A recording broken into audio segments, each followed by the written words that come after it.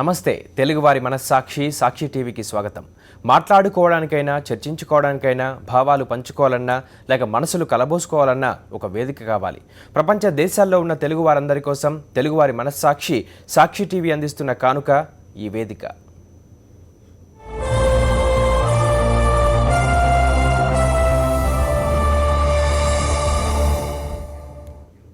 Party బలోపేతానికి తెలంగాణ రాష్ట్ర సమితి అధినేత ఏం చేయబోతున్నారు? ప్లీనరీ వేదికగా పార్టీ శ్రేణులకు ఇచ్చిన సందేశం ఏంటి? ఇక జోడు గుర్రాలపై కేసీఆర్ స్వారీ చేస్తారా? పార్టీ బలోపేతంపై కేసీఆర్ దృష్టి. ప్లీనరీలో టీఆర్ఎస్ నేతలకు దిశానిర్దేశం. పదవుల కోసం ఆరాటం వద్దని శ్రేణులకు స్పష్టం చేసిన శాఖల మార్పులో ఎవరికీ జలక్ ఇవ్వలేదన్న కేసీఆర్. 15 అంశాలపై తీర్మానం చేసిన టీఆర్ఎస్ ప్లీనరీ. పార్టీ అంశాలు బలోపేతంపైనే ప్లీనరీలో ప్రధాన చర్చ. హరీష్, కేటీఆర్ ప్రసంగాలకు మంచి స్పందన. 15 ఏళ్లు పూర్తి చేసుకున్న సందర్భంగా అధికార టీఆర్ఎస్ ఖమ్మంలో నిర్వహించిన ప్లీనరీ అదిరింది. 15 ఏళ్లకు చిహ్నంగా ప్లీనరీలో 15 తీర్మానాలు చేశారు. గడిచిన 2 ఏళ్లుగా పూర్తిగా ప్రభుత్వంపైనే దృష్టి కేంద్రీకరించానని ప్లీనరీ వేదికగా ప్రసంగించిన కేసీఆర్ ఇకపై పార్టీ బలోపేతానికి కృషి చేస్తానన్నారు. తెలంగాణ రాష్ట్ర సమితిని ఒక సుశిక్షితులైనటువంటి సైనికులుగా తయారు చేసుకోవాల్సినటువంటి అవసరం ఉంది. ఇంతకాలం మనం ప్రభుత్వం వైపు ఎక్కువగా కాన్సన్ట్రేట్ చేశాం. ఇప్పుడు పూర్తి స్థాయిలో స్టెబిలైజ్ అయినాం కాబట్టి పార్టీ యొక్క సంస్థాగత నిర్మాణం మీద కూడా సంస్థాగత పటిష్టత మీద కూడా దృష్టి పెడదామని చెప్పి నేను మనవి చేస్తా ఉన్నాను. పార్టీని ప్రభుత్వాన్ని 2 జోడు గుర్రాలలాగా తీసుకొని పోవాల్సిన అవసరం ఉంది. శాఖల మార్పు విషయంలో ఎవరికీ ఎలాంటి జలక్ ఇవ్వలేదని కేసీఆర్ స్పష్టం చేశారు.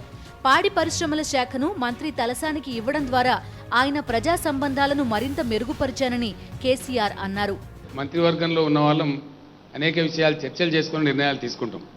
పోర్ట్ఫోలియోల మార్పిడికి సంబంధించి దాదాపు 8 రోజుల ముందు నేను శ్రీనివాస్ యాదవ్ గారు మాట్లాడి ఆ నిర్ణయం తీసుకున్నాం. ఇది సడన్గా జరిగిందేం కాదు. వాస్తవంగా చెప్పానంటే ఆయన మంచి ప్రజానాయకుడు. ఆయనకు కమర్షియల్ ట్యాక్స్లో పెద్దగా ప్రజలతో సంబంధాలు ఉండయి.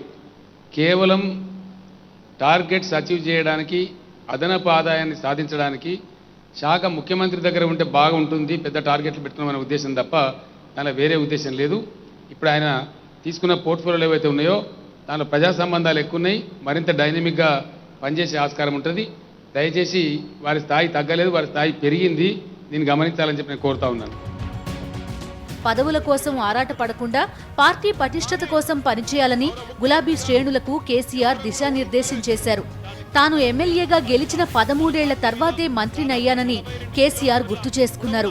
తెలంగాణలో 4000 నామినేటెడ్ పోస్టులున్నాయని వాటిని మే నెలాఖరు నాటికి భర్తీ చేసేందుకు ప్రయత్నిస్తున్నామని పార్టీ నాయకులకు కేసీఆర్ భరోసా ఇచ్చారు. తాను చెప్పిన విషయాలను గ్రామస్థాయి వరకు తీసుకువెళ్లి కార్యకర్తలను చైతన్యపరచాలని పార్టీ శ్రేణులకు కేసీఆర్ దిశానిర్దేశం చేశారు. రాష్ట్ర సమితి పుట్టినప్పటి నుంచి ఎన్నో ఒడిదుడుకులు ఎదుర్కొంది. కేసీఆర్ పట్టుదల, దీక్ష, దక్షతలు తెలంగాణ ఉద్యమాన్ని పరుగులు పెట్టించాయి. ప్రతి ఇంటి గడప తొక్కేలా చేశాయి. తెలంగాణ చరిత్రలో కేసీఆర్ చేపట్టిన ఆమరణ నిరాహార దీక్ష ఢిల్లీ పాలకుల కళ్లు తెరిపించి తెలంగాణ ఉద్యమాన్ని కొత్త మలుపు తిప్పింది. అప్పటి నుంచి తెలంగాణ రాష్ట్రం ఏర్పడే వరకు తెలంగాణ ఉద్యమం దేశ చరిత్రలోనే కొత్త అధ్యాయాన్ని లిఖించింది. టీఆర్ఎస్ ప్రస్థానం మొదలై 15 ఏళ్లు, టీఆర్ఎస్ పాలన మొదలై 2 ఏళ్లు. ఇదే విషయంపై చర్చించడానికి టీఆర్ఎస్ నేత తాడూరి శ్రీనివాస్ సాక్షి వేదికకు వచ్చారు. ఈ కార్యక్రమంలో మీరు పాల్పంచుకోవడానికి మీరు కాల్ చేయాల్సిన నెంబర్లు 0402331068, 2331068. నమస్తే శ్రీనివాస్ గారు, వెల్కమ్ టు సాక్షి స్టూడియోస్. ఈ ప్లీనరీ సమావేశం చూస్తే అట్టహాసంగా జరిగినట్టుగా కనిపిస్తోంది. మరి ఇంతే అట్టహాసంగా ప్రజల్లోకి సంక్షేమ పథకాలు వెళ్ళాయి అనుకుంటారా? అట్టహాసం కంటే కూడా మరొకసారి కార్యకర్తలు అందరం కలిసి ఒక సంకల్పంతో ముందుకు పోవడానికి ఒక దిశ నిర్దేశించుకొని మా గమ్యం ఏంటో మా అధినాయకుల వారు ఒక నిర్దేశించి ఇది మనం చేయాల్సినటువంటి కార్యక్రమం. ప్రజల అభివృద్ధి కార్యక్రమంలో బంగారు తెలంగాణ సాధించడానికి ఏ రకంగా కార్యోన్ముఖం కావాలనేది వారి యొక్క తపన. మమ్మల్ని అందరినీ కూడా ఒక సంకల్పం తీసుకునే దిశగా మలిచే విధంగా వారి యొక్క సూచనలు చేయడం జరిగింది. మీరు చూసినట్టయితే ఈరోజు ప్లీనరీ అక్కడ జరిగిందంతా కూడా ఒక పార్టీ కంటే కూడా ప్రజా అభివృద్ధి కోణంలో రాబోయే కాలంలో తెలంగాణ రాష్ట్రాన్ని ఏ రకంగా మనం అభివృద్ధి పథంలో ముందుకు తీసుకుపోదాం, ఏ రంగంలో ఏ రకంగా మనం ముందుకు పోదాం. మీరు చూడండి, ఏ రాజకీయ పార్టీ అయినా ప్లీనరీ అనగానే కొన్ని రాజకీయపరమైనటువంటి చర్చలే జరుగుతాయి. Only politics nothing but nothing అన్నట్టుగా ఉంటుంది. కానీ మీరు ఈరోజు చూసినట్టయితే మేము తీసుకున్నటువంటి తీర్మానాలన్నీ కూడా మైనర్ ఇరిగేషన్ మీద తీసుకున్నాం, మిషన్ కాకతీయ మీద, మిషన్ భగీరథ మీద మరొకసారి దృఢమైన సంకల్పము. ప్రజలందరూ కూడా మనం ముఖ్యమంత్రి గారు తీసుకున్నటువంటి నిర్ణయం చాలా వివిధ రాష్ట్రాల వారు దేశం మొత్తం కూడా ఈ మిషన్ భగీరథ మీద ముఖ్యమంత్రి గారు చేపట్టినటువంటి సంకల్పం మీద ఆలోచన చేస్తూ ఉన్నారు. ఏ రకంగా ఓట్లు అడగను మిషన్ భగీరథ కంప్లీట్ కాకపోతే, ఇంటింటికి నల్లా నీళ్ళు ఇవ్వకపోతే రాబోయే కాలంలో ఒక రాజకీయ పార్టీ ఆ రకమైనటువంటి ఒక రకంగా దుస్సాహసానికి ఒడిగట్టడం ఎవరి తరం కాదు. అది ఇక్కడ మనం చూస్తూ ఉన్నాం. అదే రకంగా మీరు చూసినట్టయితే ఉద్యోగ అవకాశాల కల్పన, నిధుల యొక్క ఏ రకంగా మనం సమకూర్చుకోవడం, చాలా రకాలైనటువంటి అంశాల మీద ఈరోజు మనం ప్లీనరీ నిర్వహించుకోవడం జరిగింది. మొత్తం జరిగినంత ప్లీనరీలో జరిగినటువంటి అన్ని విషయాలు కూడా ప్రజాభివృద్ధి కోణంలో ఏ రకంగా ముందుకు పోతానో, ఎన్నేళ్ల కాలంలో ఏ రకంగా మనం దిశ దశ తెలంగాణది నిర్ణయించుకోవడం జరిగింది. ఒక కాల్ తీసుకుని మాట్లాడదాం సార్. విజయ్ కుమార్ గారు హైదరాబాద్ నుంచి. విజయ్ కుమార్ గారు సార్ మాట్లాడండి తాడు శ్రీనివాస్ గారితో. Sir good evening sir. Yeah good evening sir. అది మనకు టీఆర్ఎస్ పార్టీ అంటే తెలంగాణ తెచ్చిన పార్టీగా ప్రజలకు చాలా గౌరవం సార్. యా ఇంకొక విషయం ఏంటంటే ఈ ప్రత్యర్థి పార్టీల నుంచి వలసలు తీసుకోవడంలో ఆ విధంగా కొంచెం ప్రజల్లో కొంచెం సద్భిన్నత ఏర్పడ్డది సార్. ఎలాగంటే వాళ్ళని తీసుకుంటే తప్పలేదు, కానీ వాళ్ళని నైతికంగా రాజీనామా చేసి ఎలక్షన్లకు వెళ్ళి, ఎందుకంటే వాళ్ళ పార్టీల మీద వాళ్ళకి విశ్వాసం లేకపోతే వాళ్ళు రాజీనామా చేయాలి. ఇప్పుడు వాళ్ళని మనం తీసుకొని మన పార్టీలో తీసుకోవడం వల్ల వేరే పార్టీలకు గెలిచిన ఎమ్మెల్యేని మన పార్టీలో తీసుకుంటే ఏమవుతుందంటే ఇదేదో ఒక రకమైన వెన్నుపోటుకు లాగా ప్రజలు ఆలోచిస్తున్నారు బయట. సో టీఆర్ఎస్ ప్రజల్లో ఎన్నో గొప్ప పనులు చేస్తుంది మన గురించి, తెలంగాణ గురించి. కానీ ఇలాంటి చిన్న చిన్న తప్పుల వల్ల మనకు చెడ్డ పేరు వస్తుందని అనుకుంటున్నాం సార్. యా విజయ్ కుమార్ గారు, దీంట్లో ఒక బ్రాడ్గా మనం ఆలోచించినట్టు అయితే మీరు అన్న దాంట్లో ఓన్లీ రాజకీయ పరంగానే ఆలోచిస్తే మాత్రం ఈ రాజకీయపరమైనటువంటి సిద్ధాంత రాద్ధాంతాలకు పోయి మనం అటువంటి వాటికి పోతే దాంట్లో పెద్ద లాభం ఏం లేదు కదా మనకి. ఈరోజు గతంలో చేసినటువంటి ఏదైతే మన శత్రువు కూడా మనవాడై కలిసి పనిచేస్తామన్నప్పుడు మనం తీసుకెళ్లడమే అది రాజధర్మం అవుతుంది. ఆ రకంగా మనం ముందుకు పోతేనే అభివృద్ధి కూడా సాధ్యమవుతుంది. శత్రువుని శత్రువులాగానే ఉండడం, లేకపోతే అంటే మీరు అన్న భాషలో చెప్పాల్సిన ఆ వర్డ్ వాడుతూ ఉన్నాం, కానీ వేరే రాజకీయ పార్టీలో ప్రతిపక్ష పార్టీలో ఉండి మనం ఈ రకంగా కలిసిపోవడానికి ఆస్కారం ఉండదు. కాబట్టి వారు ఒక రకమైన ఆయన ఇంటెన్షన్ వేరే విధంగా ఉంది. వేరే పార్టీ ప్రతిపక్ష పార్టీని వలసలు ప్రోత్సహిస్తున్నారని ఒక పాయింట్. ఇంకోటి ఏంటంటే వాళ్ళని ఆహ్వానించడం గొప్ప విషయమే, కానీ కలిసి పనిచేయడం గొప్ప విషయమే, కానీ ఇక్కడ ఇంకోటి రాజీనామా చేయించి మీ పార్టీ ద్వారా ముందు తీసుకుపోతే బాగుండేదని చెప్పి వాళ్ళు. అంటే ఒక డిఫరెన్స్ ఏంటంటే దేశ రాజకీయాలకి ఇక్కడ తెలంగాణ రాష్ట్రంలో జరుగుతున్న వలసలకి తేడా ఏంటంటే వారి యొక్క నాయకత్వాల మీద, వారి పార్టీలు వ్యవహరిస్తున్న తీరు మీద, తెలంగాణ రాష్ట్ర సాధనలో ఆ పార్టీలు వ్యవహరించిన తీరు మీద, ప్రజెంట్ వారి నాయకులు ఏ రకంగా అభివృద్ధి పథంలో ఆటంకాలు సృష్టిస్తున్నదో అది నచ్చక ఆపరేషన్ వికర్ష్ అనుకోవాలి. ఇక్కడ మనం తెలంగాణలో వారి నాయకత్వాల మీద వారికి విశ్వాసం కోల్పోయి ఇక్కడ ఒక మంచి జరుగుతున్నటువంటి విషయంలో మేము సైతం అనే విధంగా ముందుకు వస్తున్నారే తప్ప ఇది రాజకీయంగా మేమేదో ఈ వలపన్నడం, తీసుకోవడం, లాక్కోవడం ఇటువంటి ఏమీ లేవండి ఇక్కడ అసలు. ఈ రకంగా ఇక్కడ ఒక పని చేసుకుంటూ ముందుకు పోతూ ఉన్నాం. ఒక మంచి పని జరుగుతూ ముందుకు పోతున్నప్పుడు ఆ రకంగా అందరూ ఆకర్షితులు అవుతారు. ఆ రకంగా ఆకర్షణే తప్ప అక్కడ వికర్షణకు తోడవుతుంది. మళ్ళీ ఈ ఆకర్షణకి ఇక్కడ మంచి చేయడం టీఆర్ఎస్ పార్టీ యొక్క ప్రస్థానం మీరు చూడండి. జలదృశ్యం నుండి ఈరోజు అసెంబ్లీలో జలదృశ్యం దాకా మీరు చూడండి. మొన్న జరిగినటువంటి ఏదైతే మేము అసెంబ్లీలో ముఖ్యమంత్రి గారు ఏదైతే పవర్ పాయింట్ ప్రజెషన్ ఉందో, జలదృశ్యంలో పార్టీ పుట్టుక నీళ్ళ గురించి ఏ రకంగా పుట్టినో అక్కడ చర్చించినటువంటి విషయం మళ్ళీ అసెంబ్లీలో ఈరోజు పదవులు అనేది పనిచేసుకుంటూ పోతే ఆ రోజు పదవులు తృణప్రాయంగా వదిలేసిన వైనం చూడండి. జలదృశ్యంలో ఈరోజు పదవుల మీద పదవులు రావడం, ముఖ్యమంత్రిగానే ఎన్నుకోబడడం, ఈరోజు ఆ రోజు ఉన్న మంత్రి పదవిని వదిలేసుకొని రావడం. అంటే పదవులు ముఖ్యం కాదు టీఆర్ఎస్ పార్టీలో. పదవులు వస్తూ ఉన్నాయి, పోతూ ఉన్నాయి, కానీ తెలంగాణ రాష్ట్ర సాధనలో ప్రజల యొక్క ఆకాంక్షలు నిలబెట్టడంలో టీఆర్ఎస్ పార్టీ ముందుంది కాబట్టి దీనికి ఆకర్షితులు అవుతారు. ఆకర్షితులైన బిడ్డలందరూ కూడా తెలంగాణ పౌరులే.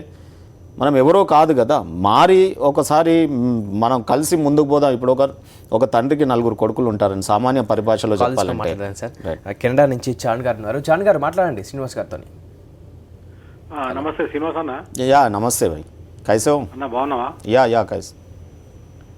అన్న మీరు చాలా మంచిగా చెప్పారు, ఈ పార్టీ ఫిరాయింపుల గురించి అంత మంచిగా చెప్పారు.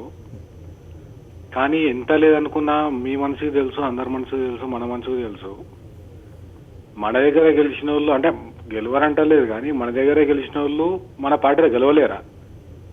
మన పార్టీ ఖచ్చితంగా ఎట్లా గెలుస్తుందో ఎలక్షన్లో మీకే రిజల్ట్స్ తెలుసు. కాబట్టి అది రాజీనామా చేసి మళ్ళీ ఒకసారి మన పార్టీలో గెలుచుకుంటే మంచిదేమో, పబ్లిక్లా టాక్ అట్లా. ఇంకోటి ఏంటంటే అన్న, చంద్రబాబు నాయుడు విషయంలో ఓటుకు నోటు కేసు విషయంలో అడ్డంగా దొరికిండా లేదా? యా చెప్పండి జాన్ గారు చెప్పండి. అయితే దొరికినవాడిని అంత అంత అంత ఘోరంగా ఇంకెవరు దొరకరు. బంగారు లక్ష్మణ్ ఒక్కసారి 1,00,000 రూపాయలు పట్టుకుంటేనే తేలికనా అంత పరిశాన్ అయ్యండి ఆయన. ఈ పెద్ద మనిషి 50 లక్షలు ఇస్తుంటే కూడా పట్టించుకుంటారు ఎవరు. రేవంత్ రెడ్డి ఇవాళ రేపు వచ్చి ఇష్టం ఉండడం మాట్లాడతాడు పైసలు ఇచ్చి కూడా. మరి మనము క్రమశిక్షణ కూడా పెట్టకపోతే రేపొద్దు మనల్ని సాధారణ కింద లెక్క చూసేలాగా అవసరాలు కూడా దారి తీస్తుంది మళ్ళీ రేపొద్దున. దాన్ని మనం క్రమశిక్షణ కరెక్ట్ తోక ఎప్పుడు లేస్తే అప్పుడు కట్ చేయాలి కదనే. జాన్ గారు, ఈ స్ట్రీట్ ఫైట్కి స్టేట్ ఫైట్కి కొన్ని డిఫరెన్స్ ఉంటాయి. ఒక రాష్ట్ర పరిపాలనలో భాగంగా మనం ముందుకు పోతున్నప్పుడు కాన్స్టిట్యూషనల్ ఆబ్లిగేషన్స్, పొలిటికల్ ఇవన్నీ కూడా కాకుండా ఇప్పుడు రాజీనామా చేసిన వాళ్ళని రాజీనామా చేయించాలని మీరు అంటున్నారు. మొన్న జరిగిన ఎన్నికలలో పార్టీ గుర్తు మీద హైదరాబాద్ అంతా ఎన్నికలు జరిగినాయి. హైదరాబాద్లోని ఎమ్మెల్యేలు మన పార్టీలో చేరినారు. ఉదాహరణకు ఒక కాన్స్టిట్యున్సీలో ఒక ఎమ్మెల్యే ఎప్పుడు చేరినాడు? స్థానిక సంస్థల ఎన్నికలు మొత్తం పార్టీ గుర్తు మీద గుండు గుత్తగా ఒక కాన్స్టిట్యున్సీలో 10 కార్పొరేటర్లు ఉంటే 10 కార్పొరేటర్లు గెలిచారు. గుర్తు వేరున్నది గెలిచినారు అని అనుకుంటే కూడా అది వేరు అనుకోవచ్చు. కానీ కారు గుర్తు మీద ఓటు పోయేవాడు అంటే కేసీఆర్ గారి పని విధానం, కేటీఆర్ గారి యొక్క హైదరాబాద్ నగరం మీద వారి దృష్టి, ఆ తర్వాత కారు గుర్తు మీద ఓటేయడం, ఇవన్నీ జరిగిన తర్వాత మళ్ళీ అదే కాన్స్టిట్యున్సీలో ఎమ్మెల్యే రాజీనామా చేసి మళ్ళీ కారు గుర్తుకు ఓట్లు పెట్టడం అవసరమా? ఒక పార్టీకి రెఫరెండం ఒకసారి తీసుకుంటే సరిపోతుంది కదా. అది మనకు స్థానిక సంస్థల ఎన్నికల రూపంలో తీసుకున్నాం, వరంగల్ ఎంపీ ఎన్నికల రూపంలో తీసుకున్నాం, తర్వాత రూరల్ ఏరియాలో తీసుకున్నాం, మనం మొన్న నారాయణఖేడ్ ఉప ఎన్నికల్లో తీసుకున్నాం.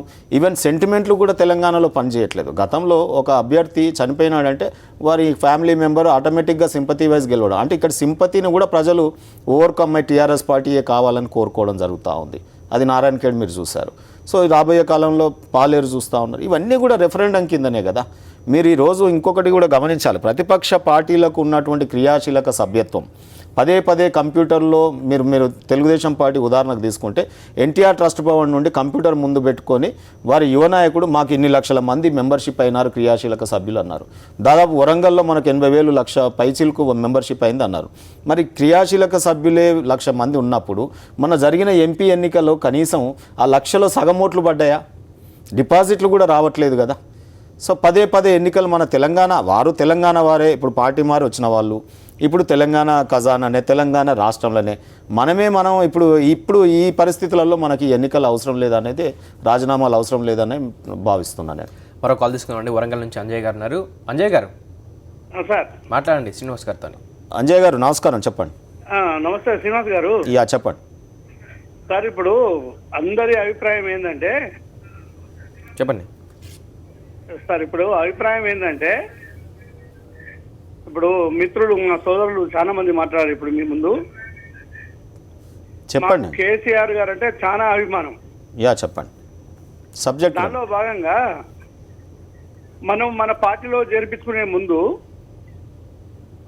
మనం రాజీనామా చేపించి ఎలక్ట్ చేసుకొని మెంబర్గా తీసుకుంటే ఈ ఎదుటి వ్యక్తులు సామాన్య మానవులకు కూడా అర్థమయ్యే విధంగా ఉంటుంది కదా. ఇప్పుడు అదే చెప్పాను కదా అంజయ్ గారు, ఎన్ని రూపాయలలో మనం తీసుకుందాం. ఎంపీ ఎన్నికలు వరంగల్ తీసుకున్నాం. ఎంపీ అంటే వరంగల్ దాదాపుగా జిల్లా మొత్తం కవర్ అయింది, అక్కడ రెఫరెండం అయింది. ఆ తర్వాత ఇప్పుడు పాలేరు ఎన్నిక తీసుకుందాం, తుమ్మల నాగేశ్వరరావు గారిది రెఫరెండం కిందనే కదా. గ్రేటర్ హైదరాబాద్ ఎన్నికలు తీసుకుందాం, ఇక్కడ ఎమ్మెల్యేలు వచ్చినారు. మొన్ననే కదా కార్పొరేటర్ ఎన్నికలు అయినాయి, అదే కారు గుర్తు సింబల్ మీద అయినాయి కదా. స్థానిక సంస్థల ఎన్నికలు గుర్తు వేరు, పార్టీ వేరు అని అంటే అది వేరు. కానీ పార్టీ పేరు మీదనే ఎన్నికలు జరిగినాయి. ఒక పార్టీకి ఒక ముఖ్యమంత్రి గారి పనితీరును చూసి, ఒక టీఆర్ఎస్ పార్టీ అధ్యక్షుని పనితీరు చూసి, ఒక టీఆర్ఎస్ పార్టీకి ఆ పార్టీ గుర్తుకు ఓట్లు పడ్డాక మళ్ళీ ఎన్నిక అవసరమా అనేది మనం ఒకటి ఆలోచించాలి. రెండోది ఏంటంటే, ఇప్పుడు మనం అభివృద్ధి పథంలో ముందుకు పోతున్నటువంటి దశలో వచ్చిన వారు కూడా ఇప్పుడు తెలంగాణ బిడ్డలే. గతంలో తెలిసి తెలియక ఉద్యమ కాలంలో పనిచేయలేదు, కనీసం ఇప్పుడు ఈ బంగారు తెలంగాణ నిర్మాణం లాంటి ఉద్యమంలో మేము సైతం పాల్గొంటాము అని వచ్చినప్పుడు నేను ఇంతకుముందు చెప్పబోయినాను. ఒక తండ్రికి ఒక 3-4 కొడుకులు ఉన్నప్పుడు ఆ కుటుంబం చక్కగా 3తో పనిచేసినప్పుడు ఒక కొడుకు గౌగోడిగా తిరిగినా ఆ తర్వాత అతను తెలుసుకొని మళ్ళీ మారి నేను తండ్రితో పనిచేస్తాను కలిసి నా ఇంటి గురించి అని అంటే ఆ కొడుకుని రానియకుండా ఆ తండ్రి కానీ ఆ సోదరులు కానీ ఉంటారా? ఈరోజు ఆ రకంగా మన బిడ్డలే కదా. మన తెలంగాణ భౌగోళికంగా ఉన్నటువంటి పరిధిలో ఏదైతే ఉందో మనది, దాని లోపల ఒక ఇంచు లోపల ఉన్నా కానీ ఇక్కడ ఆధార్ కార్డు, ఇక్కడ ఓటర్ ఐడి ఉన్నా ప్రతి పౌరుడు కూడా తెలంగాణ పౌరుడే. వారందరినీ కూడా మనం కలుపుకొని ముందుకు పోతేనే ఆ రోజు సకల జనుల సమ్మె మీరు చూసినారు. టీఆర్ఎస్ పార్టీ ఏకంగా ఒక్కరే పోరాడితే మిగతా పార్టీలు మన జెండా కిందికి రావడానికి కొంత సంశయించినాయి. అప్పుడు కేసీఆర్ గారు మదిలో నుండి పుట్టినటువంటి ఆలోచనే జేఏసీ. ఆ రూపంలో జేఏసీ రూపంలో అన్ని పార్టీలను కూడా కలుపుకొని ఒక పెద్దన పాత్ర వ్యవహరించి అదే రకంగా దేశంలో ఉన్న 37 పార్టీలను ఒప్పించి మనం అందరినీ మన సిద్ధాంతాలకు వ్యతిరేకమైన పార్టీలను కూడా మనం ఒప్పించుకొని కలిసికట్టుగా ముందుకు పోతేనే కదా మనం పార్లమెంట్లో బిల్లు పెట్టించుకోగలిగినాం. సో ఈ రకంగా ఒక ఫాల్స్ ప్రిస్టేజ్కు పోయి మనం ఈ సిద్ధాంత రాద్ధాంతాలను పెట్టుకొని తెలంగాణ అభివృద్ధికి ఆటంకాలుగా మనమే సృష్టించుకోకుండా, మనం రాజకీయాలు చేయకుండా ఒక పని చేయడానికి మనం 4 ఉన్నప్పుడు ఇంకో రోజు కలిసి పని చేస్తా అంటే పనే కదా ఇక్కడ ఉన్నది. ఇక్కడ మనం దోచుకోవడానికి వస్తేనేమో మనం ఇవన్నీ మాట్లాడుకోవాలి. మనము ఈరోజు తెలంగాణ రాష్ట్ర అభివృద్ధికి ఒక చాలా గురుతరమైన బాధ్యతలో మనం ఉన్నాం. దానికి అందరూ కలిసి వస్తే విభిన్న ధృవాలుగా ఉండి విభిన్న ఆలోచనలతో ఉండే కంటే మన ఆలోచనకు వారు మిళితమై మనతో పాటు పనిచేస్తున్నప్పుడు కలుపుకొని పోవడమే ఉత్తమమైన మార్గం. అది రాజధర్మం కూడా. అందుకే ముఖ్యమంత్రి గారు ఆలోచించే ఇటువంటి వీరి అందరిని కూడా కలుపుకొని ముందుకు పోయి ఒక పెద్ద మనసుతో తీసుకెళ్తా ఉన్నారు. మరో కాల్ తీసుకున్నామండి. రమేష్ గారు ఉన్నారు కువైట్ నుంచి. రమేష్ గారు, హలో. హలో, నమస్తే అండి. మాట్లాడండి శ్రీనివాస్ గారితో. హలో, నమస్తే సార్. రమేష్ గారు చెప్పండి. హలో, నమస్తే. శ్రీనివాస్ సార్, బాగున్నారా సార్? బాగున్నాను, మీరు బాగున్నారా? చెప్పండి. మేము మాది తిరుపతి సార్, సొంత ఊరు. అయ్యా చెప్పండి, పర్వాలేదు. సార్ కేసీఆర్ సార్ గురించి మేము చాలా విన్నాం, చాలా బాగా చేస్తున్నాడు.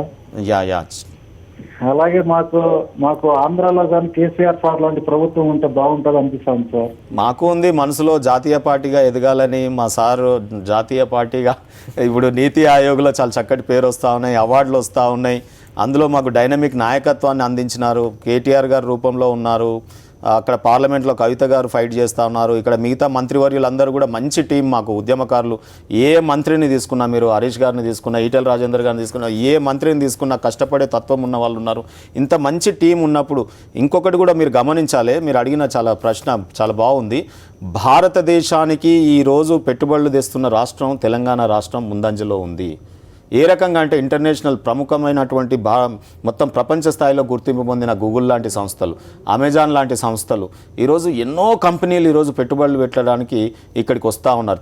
తెలంగాణకు పెట్టుబడులు రావడం అంటే ఈ భారతదేశానికి పెట్టుబడులు రావడం. ఈరోజు మీరు చూడండి, చాలామంది నాయకులు వెళ్తూ ఉన్నారు, విదేశీ పర్యటనలు చేస్తూ ఉన్నారు, ఖర్చు పెడతా ఉన్నారు, వస్తూ ఉన్నారు.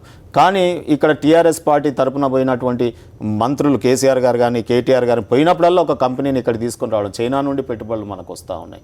ఈరోజు ముఖ్యమంత్రి గారు ఎక్కువ విదేశీ పర్యటనలు లేకుండానే విదేశస్తులను ఆకర్షించే విధంగా టీఎస్ ఐపాస్ సిస్టమ్ తీసుకురావడం జరిగింది. విదేశీ కంపెనీలు వెలువలాగా వస్తూ ఉన్నాయి. ఈరోజు ఉద్యోగ అవకాశాల కల్పనకు అది ఎంతో ఉపకరిస్తూ ఉంది. అందుకే ఈరోజు టీఆర్ఎస్ పార్టీ ప్రాంతీయ పార్టీ అయినా జాతీయ భావాలతో ముందుకు పోతూ ఉన్నాం. ఈరోజు టీఆర్ఎస్ పార్టీ పుట్టుకనే రాజ్యాంగపరమైనటువంటి పుట్టుక. ఎందుకంటే ఆర్టికల్ 3ని అనుసరించి, అంబేద్కర్ ఆలోచనలను అనుసరించి ఒక గాంధీజీ లాంటి ఉద్యమాన్ని తీసుకెళ్ళి మనం ఈ భారతదేశంలో ఒక వినూత్నమైన పద్ధతిలో ఒక రాష్ట్రాన్ని సాధించుకోవడం జరిగింది కేసీఆర్ గారి నాయకత్వంలో. అందుకే టీఆర్ఎస్ పార్టీ ఈరోజు ప్రాంతీయ పార్టీగా ఉన్న జాతీయ భావాలతో మెదులుతూ ఉంది. అందుకే పక్క రాష్ట్రాలతో స్నేహం మీరు చూసినట్టు అవుతే ఈరోజు మహారాష్ట్రకు పోయి ఒప్పందాలు మీరు తీసుకున్నా, కర్ణాటకకు బయలుదేరుతున్నటువంటి మా మంత్రివర్గుల టీం ఈరోజు మీరు చూస్తూ ఉన్నారు. పొరుగు రాష్ట్రాలన్నిటితో సత్సంబంధాలను నెరుపుకుంటూ నీతి ఆయోగ్లో భారతదేశ డెవలప్మెంట్కు కేసీఆర్ గారి సేవలు ఒక పక్కన పీఎం గారు పొగుడుతూ ఉండగా ఈరోజు ఆ రకమైన కార్యాచరణతో మనం ముందుకు పోతున్నాం. డెఫినెట్గా మీరు చిత్తూరు నుండి, తిరుపతి నుండి మీరు మమ్మల్ని ఆదరించి ఆ రకంగా ఆహ్వానించినందుకు టీఆర్ఎస్ పార్టీ మీద అటువంటి నమ్మకం పెట్టుకున్నందుకు అది చాలా సంతోషపడతా ఉన్నాం, గర్వపడతా ఉన్నాం కూడా. మరో కాల్ తీసుకున్నాండి. భాస్కర్ గారు ఉన్నారు హైదరాబాద్ నుంచి. భాస్కర్ గారు సార్ నమస్తే అండి. మాట్లాడే శ్రీనివాస్ గారితో. భాస్కర్ గారు చెప్పండి. నమస్తే. శ్రీనివాస్ గారు నమస్కారం సార్. యా చెప్పండి. నా పేరు భాస్కర్ రెడ్డి సార్, నేను యా, హైదరాబాద్ నుంచి చెప్పండి. మాట్లాడుతున్నాను. తెలంగాణలో మన గవర్నెన్స్ బాగుంది sir. Yeah, thank mission you. Kakatiya, mission Bhagiratha ఈ రెండు కంప్లీట్ చేస్తే ఇంకా మంచిది సార్, అంతకంటే మంచిది చెప్పుకోదగింది ఏం లేదు.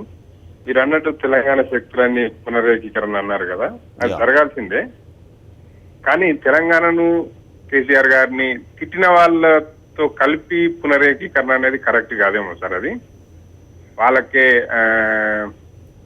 అంటే వాళ్ళకు పెద్ద వాళ్ళకు పోస్టులు ఇవ్వడం కానీ, వాళ్ళకు మధ్యలో పెద్ద బీట్ వేసి చేస్తే భాస్కర్ గారు మీరు అడిగిన ప్రశ్న నాకు అర్థమైంది. నేను ఏమంటున్నానంటే ఇక్కడ మనకు 6 నెలలు సావాసం చేస్తే వారు వీరవుతారు, వీరు వారవుతారు.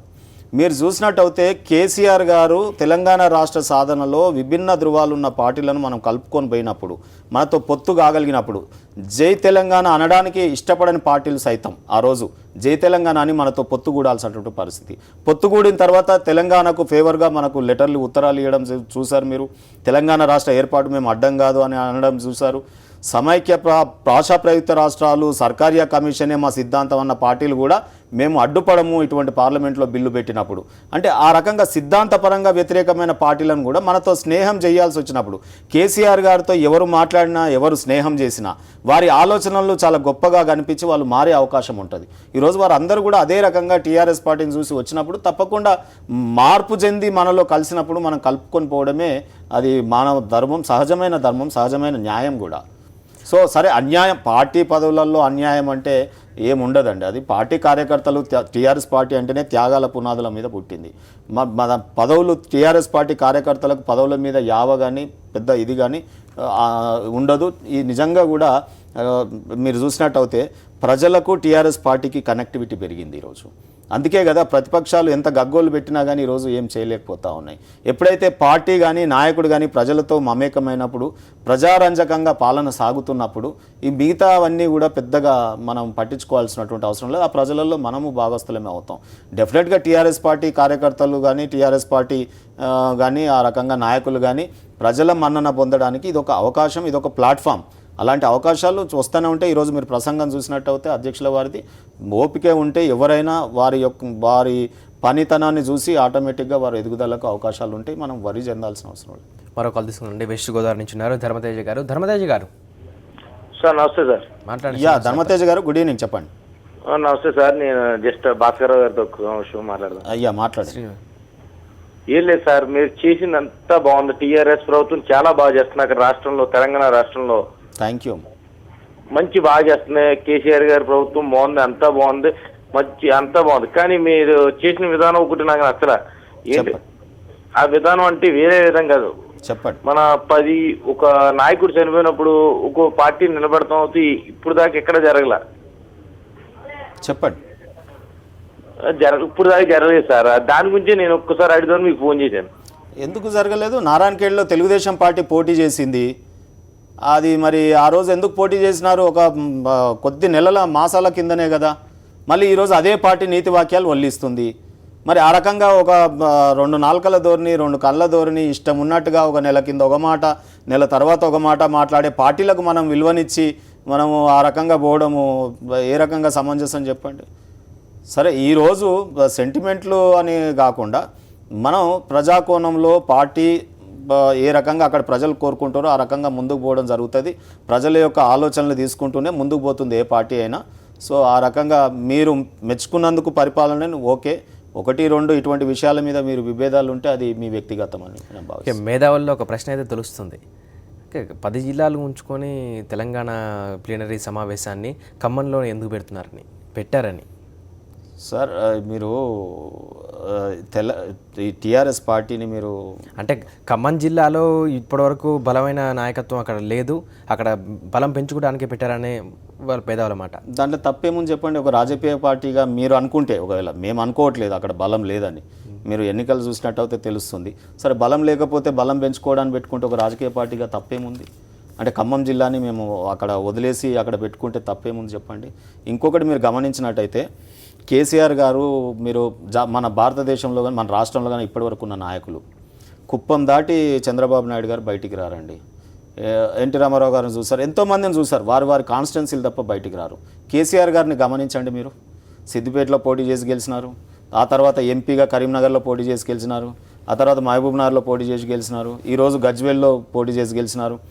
ఇన్ని కాన్స్టిట్యున్సీలు మారినా కానీ కాంప్రహెన్సివ్ లీడర్గా తెలంగాణ 10 జిల్లాల నాయకుడిగా ఎదిగి రావడం మీరు చూడండి. అలాంటి నాయకుడు రాష్ట్రంలో గతంలో కానీ ఇప్పుడు కానీ ఉన్నారా చెప్పండి? కాన్స్టిట్యున్సీలు మార్చి ఎంత పెద్ద స్టాల్వాట్ అయినా కానీ ఈరోజు జయలలిత కానీ, రాయ్బరేలీ ఇందిరాగాంధీ కానీ, సోనియా గాంధీ గారు కానీ, లేకపోతే రాహుల్ గాంధీ గారు కానీ, వారి కాన్స్టిట్యున్సీలు, ఈవెన్ మోడీ గారు కానీ ఈరోజు కాన్స్టిట్యున్సీలు దాటి బయటికి రానటువంటి వైనంలో కేసీఆర్ గారు చూడండి ఈరోజు ఎన్ని కాన్స్టిట్యున్సీలలో పోటీ చేస్తున్నారు.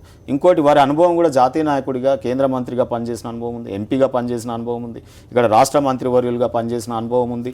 ఈ రకంగా కాంప్రహెన్సివ్ లీడర్, మాకు పొలిటీషియన్ కాదు కేసీఆర్ గారు, మాకు ఒక లీడర్ తెలంగాణ రాష్ట్రానికి దొరకడం ఈరోజు వివిధ ప్రాంతాలు ఇప్పుడు మీరు చూసినారు కదా, ఆంధ్ర ప్రాంతం నుండి కూడా పార్టీ ఇక్కడ కూడా ఉంటే బాగుందని వారు కోరుకోవడంలోనే మా యొక్క పనితనం ఎంత బాగుందో తెలుస్తూ ఉంది. మరి కాల్ తీసుకు మాట్లాడాలి. నల్గొండ నుంచి సైదిరెడ్డి గారు ఉన్నారు. సైదిరెడ్డి గారు, హలో, చెప్పండి సార్.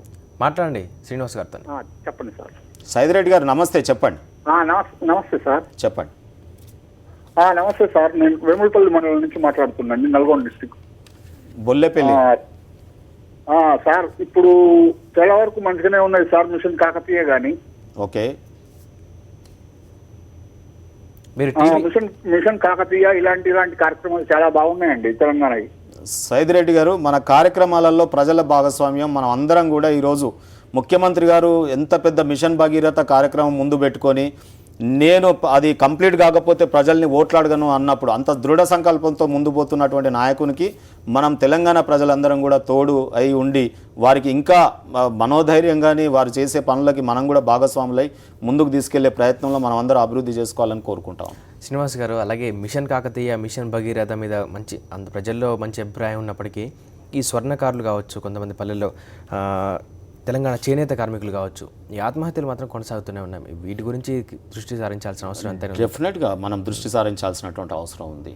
ఈ రకంగా మీరే అంటూ ఉన్నారు, 6 దశాబ్దాల కాలం, షష్ఠపూర్తి కాలం, మానవుడు ఎదిగి వచ్చేటటువంటి కాలం, ఒక సంపూర్ణంగా ఒక మనిషి జీవిత కాలంలో ఒక తరం బాగుపడి నెక్స్ట్ తరం కూర్చొని తినేంత సంపాదించి పెట్టి ఉంటే పెద్దలు దాన్ని షష్ఠపూర్తి కాలం అంటారు. మన పాలకులు 60 ఏళ్ల నుండి 6 దశాబ్దాలు అయిపోయింది స్వాతంత్రం వచ్చి, అయినా కానీ ఈరోజు మీరే అన్నారు, ఈరోజు ఆత్మహత్యలు ఉన్నాయి, చేనేత కార్మికులు ఉన్నాయి, వ్యవసాయ రైతులే ఉన్నాయి, ఈరోజు ఎన్నో రకాలైనటువంటి, అందుకే ఆత్మహత్యలు లేని మనం అభివృద్ధిని చేసుకోవాలనే ఉద్దేశంతో బంగారు తెలంగాణ నిర్మాణంలో ముందుకు పోతూ ఉన్నాం. ఆ రంగాన్ని స్పృశిస్తూ ఉన్నాం. వారి మీద కూడా మనం సిరిసిల్లలో మీరు చూసినారు, కేటీఆర్ గారు చేనేత కార్మికులకు అనేకమైనటువంటి కార్యక్రమాలు. మరి పబ్లిక్ సెక్టార్ యూనిట్స్ని ఇంకొకటి కూడా మీ దృష్టికి తీసుకురావాలి. భారతదేశ రాజకీయాలలో ఈరోజు కేంద్ర ప్రభుత్వం డిజిన్వెస్ట్మెంట్ పేరుతో మన ఆయిల్ కంపెనీలు కానీ, బొగ్గు గనులలో కానీ, లేకపోతే ఈరోజు కొన్ని కంపెనీలలో మనం NHCL మన విద్యుత్ దాంట్లో కానీ ఈ డిజిన్వెస్ట్మెంట్ పేరుతో ఇప్పటికే 1,00,000 కోట్ల రూపాయలు ఆర్జించుకోవడం జరిగింది. అంటే మనకున్నటువంటి పబ్లిక్ రంగ ఆస్తులను అమ్ముకొని డబ్బులు జమ చేయడం జరుగుతుంది. కానీ తెలంగాణలో BHELని మనం కాపాడుకునే దశలో మనం విద్యుత్ కాంట్రాక్ట్స్ ఇవ్వడం కానీ, ఈరోజు ఎక్కడైనా IDPLని మళ్ళీ తిరిగి తెరిసే ప్రయత్నం కానీ, ఈరోజు మనం ములుగులో ఉన్నటువంటి పేపర్ మిల్లుని తెరిసే ప్రయత్నం కానీ, ఈ రకంగా అనేక పబ్లిక్ రంగ సంస్థలను కూడా కాపాడుకుంటూ మనం ఈ రకంగా ముందుకు పోయే ప్రయత్నంలో తెలంగాణ రాష్ట్ర ప్రభుత్వం ఉంది. కాబట్టి తప్పకుండా ఒక మంచి సామాజిక తెలంగాణ, ఆత్మహత్యలు లేని తెలంగాణ, ఆ తర్వాత ఈ రకంగా సోషల్ కాన్సెప్ట్తో ముందుకు పోయేటటువంటి పార్టీ కాబట్టి తప్పకుండా కేసీఆర్ గారి నాయకత్వం మాకు ఒకటండి. ఇక్కడ ఏ రంగమైనా వారు నిష్ణాతులు. ఈరోజు మాట్లాడండి సార్. గోపి గారు ఉన్నారు వరంగల్ నుంచి. గోపి గారు నమస్తే సార్. మాట్లాడండి. శ్రీనివాస్ గారు. గోపి గారు చెప్పండి. Good evening sir. నమస్తే సార్. నమస్తే, చెప్పండి సార్. తెలంగాణ సాధించిన తర్వాత టీఆర్ఎస్ పార్టీ నేతలు కేటగారిగా చెప్పడం జరిగింది, మాది ఫస్ట్ రాజకీయ పార్టీ అని చెప్పి. ఇవాళ కేసీఆర్ గారు కూడా సీనియర్లో బహిరంగ సభలో మాట్లాడుతూ మాది ఉద్యమ స్ఫూర్తితోటి ఉన్నటువంటి పార్టీ అని చెప్పడం జరిగింది. ఇక్కడ స్ట్రైట్ క్వశ్చన్ ఏంటంటే, బంగారు తెలంగాణ సాధించేందుకు తెలంగాణ సాధించేందుకు 2 ఎంపీ సీట్లతోటి అన్ని పక్షాలను ఒప్పించి క్వశ్చన్ అడగండి స్ట్రేట్గా. Yes sir. ఇప్పుడు బంగారు తెలంగాణ సాధించేందుకు ఏ పక్షాలు అయితే తెలంగాణ అడ్డుకుంటాయో, ఏ నాయకులు అయితే ఆ అడ్డుకున్న నాయకత్వం మీద పనిచేసిండ్రో వాళ్ళని కూడా మళ్ళీ తీసుకోవాల్సిన అవసరం ఉంది సార్. ఇప్పుడు మనకు లేదా ఆ శక్తి, మనం తీసుకోలేమా? ఓకే, క్వశ్చన్ అర్థమైంది. గోపి గారు, ఒక్కొక్కసారి దొంగకే తాళం చేయిస్తే దొంగతనాలు మానేస్తాడనే సామెత ఉందా? అది బై ప్రాక్టీసే కదా.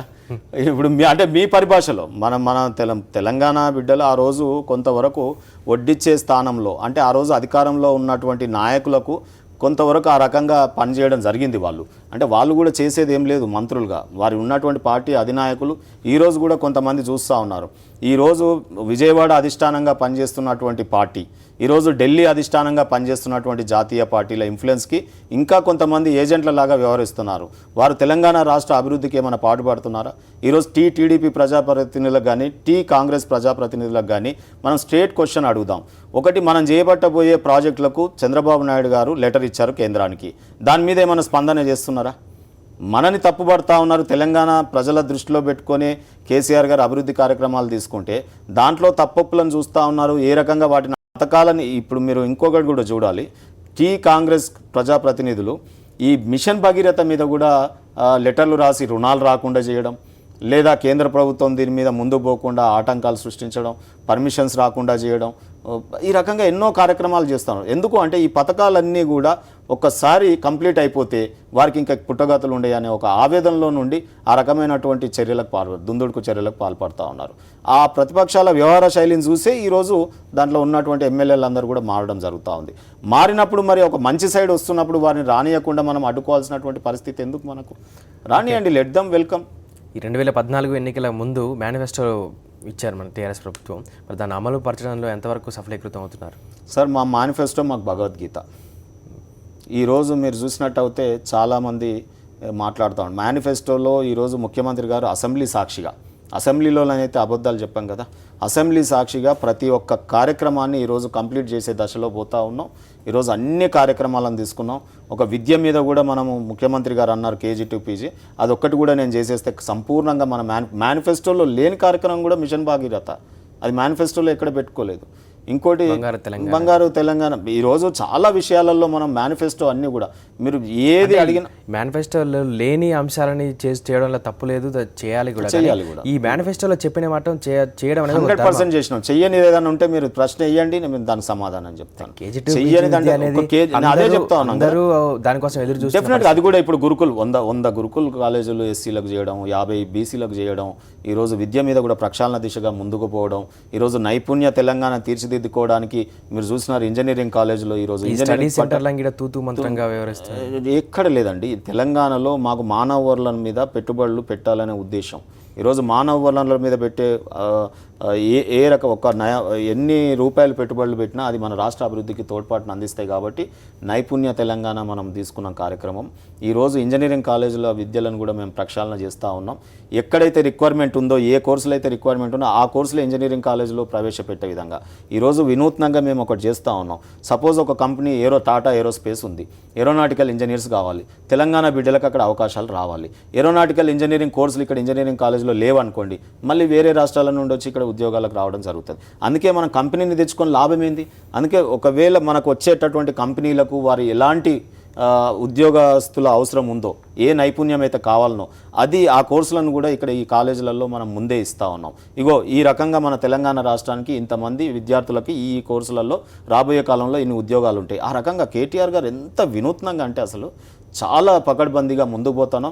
రాబోయే కాలంలో చదువుకోవడానికి కూడా ఈరోజు మంచి మంచి హాస్పిటల్కి ఏ రకంగా అయితే ఫారెన్ టూరిస్టులు వస్తారో, లేదా మంచి కట్టడాలను చూడడానికి టూరిజం ఏదైనా మంచి డెవలప్ చేస్తే విదేశస్తులు వస్తారో, ఆ రకంగా విద్యలో కూడా మంచి నైపుణ్యాన్ని లేక నాణ్యమైన విద్యను అందించే దిశలో తెలంగాణకు రాబోయే కాలంలో పెద్ద ఎత్తున విద్యార్థులు వివిధ రాష్ట్రాల నుండి, వివిధ దేశాల నుండి కూడా వచ్చి చదువుకునేటట్టుగా మనం ముందుకు పోయే అవకాశాలు ఉన్నాయి.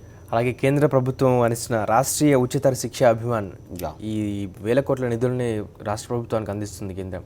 దీన్ని యూజ్ చేసుకోవడంలో విఫలమైందనే ఆరోపణలు అయితే చాలా వరకు. సార్, ఇది అంటే మీరు జర్నలిస్టులు, మీకు చాలా సెన్సెస్ ఉంటాయి, R&D ఉంటుంది.